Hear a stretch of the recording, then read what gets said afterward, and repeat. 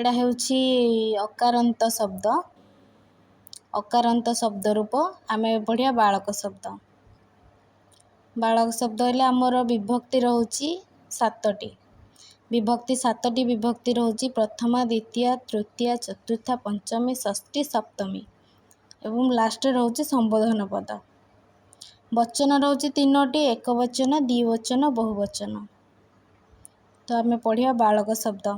बालकः बालकौ बालकाः बालकं बालकौ बालकान् बालकेन बालकाभ्यां बालकैः बालकाय बालकाभ्यां बालकेभ्यः बालकात् बालकाभ्यां बालकेभ्यः बालकस्य बालकयोः बालकानां बालके बालकयोः बालकेषु।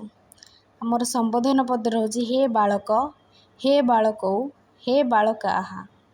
एहिपरि देव नर अश्व लोक बयस मातृल और पतंग महाराज प्रभृति रूप हुए।